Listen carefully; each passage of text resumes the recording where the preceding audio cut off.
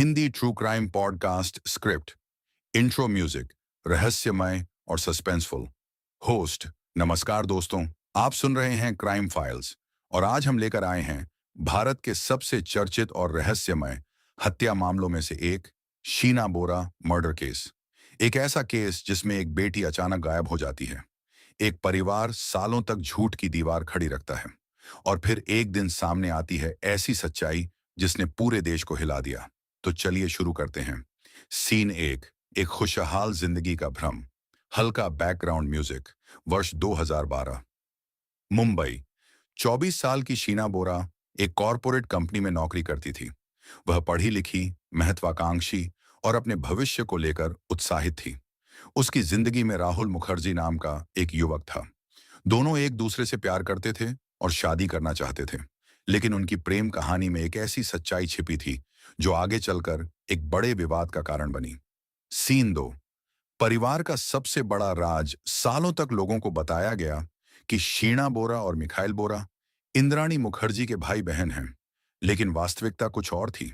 शीना और मिखाइल इंद्राणी के बच्चे थे। इंद्राणी ने अपनी सामाजिक छवि बनाए रखने के लिए अपनी ही संतान को भाई बहन के रूप में पेश किया था।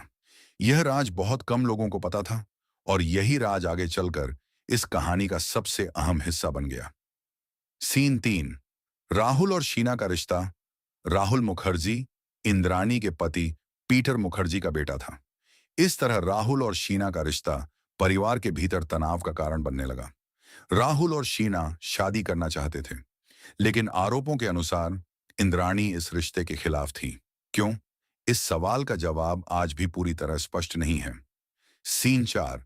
24 अप्रैल 2012। सस्पेंस म्यूजिक तेज हो। 24 अप्रैल 2012। शीना को उसकी मां इंद्राणी मिलने के लिए बुलाती है। शाम को दोनों मुंबई में मिलते हैं। इसके बाद शीना कभी जीवित नहीं दिखाई देती। उस रात राहुल को शीना के फोन से कुछ मैसेज आते हैं।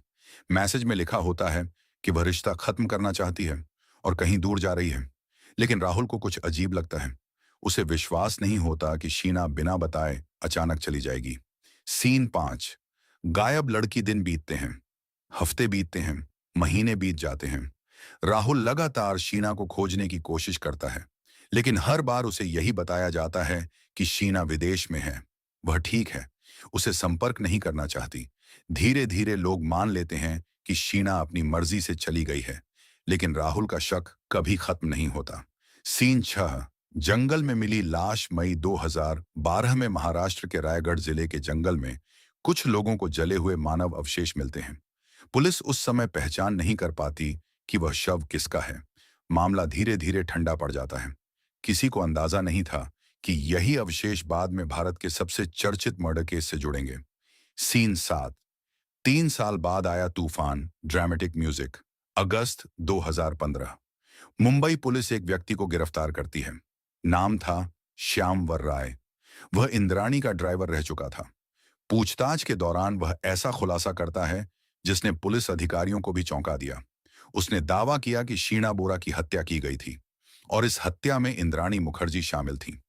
सीन 8। पुलिस जांच। ड्राइवर के बयान के बाद पुलिस पुराने रिकॉर्ड खंगालती है। रायगढ़ के जंगल में मिले अवशेषों की जांच दोबारा शुरू होती है। डीएनए टेस्ट और अन्य सबूतों के आधार पर जांच एजेंसियों का निष्कर्ष था कि वे अवशेष शीना बोरा के थे। इसके बाद मामले ने राष्ट्रीय सुर्खियां बटोर ली। सीन 9। गिरफ्तारी। पुलिस इंद्राणी मुखर्जी को गिरफ्तार कर लेती है। कुछ समय बाद उसके पूर्व पति संजीव खन्ना को भी गिरफ्तार किया जाता है। बाद में पीटर मुखर्जी को भी आरोपी बनाया जाता है। ड्राइवर श्यामवर राय सरकारी गवाह बन जाता है। सीन 10। हत्या की कथित साजिश। जांच एजेंसियों के अनुसार 24 अप्रैल 2012 को शीना को बुलाया गया। कार में उसकी हत्या की गई, फिर शव को रायगढ़ के जंगल में ले जाकर जला दिया गया। हालांकि सभी आरोपियों ने अपने ऊपर लगे आरोपों से इनकार किया। Scene 11। Media trial. News bulletin जैसी ध्वनि। यह केस जल्द ही टीवी चैनलों की सुर्खियां बन गया। हर दिन नए खुलासे सामने आने लगे। परिवार के रिश्ते, गुप्त पहचान, पैसे, संपत्ति, सब कुछ चर्चा का विषय बन गया। देश भर के लोग इस केस को फॉलो करने लगे। सीन 12। अदालत की लड़ाई। मामला अदालत पहुंचा। सैकड़ों गवाहों से पूछताछ हुई, हजारों दस्तावेज पेश किए गए, लेकिन मुकदमा लंबा चलता रहा।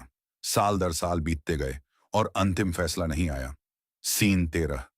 इंद्राणी की रिहाई 2022 में इंद्राणी मुखर्जी को जमानत मिल गई। वह 6 साल से अधिक समय तक जेल में रह चुकी थी, लेकिन जमानत का मतलब बरी होना नहीं था। मुकदमा जारी रहा। सीन 14। आज की स्थिति 2026 तक भी इस मामले में अंतिम फैसला नहीं आया है। ट्रायल जारी है, अदालत में सुनवाई चल रही है और देश अब भी उस दिन का इंतजार कर रहा है जब इस मामले का अंतिम सच अदालत के फैसले के रूप में